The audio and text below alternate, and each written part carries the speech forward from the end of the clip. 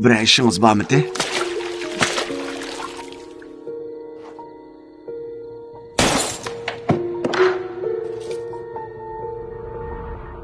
Siz yatağını tazlayıp ötüp ketken mehmanı görüp bakan mı?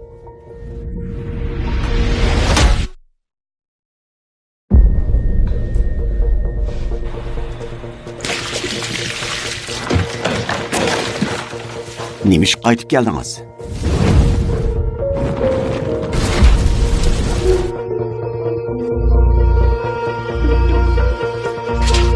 Seni öldürmeydim ben.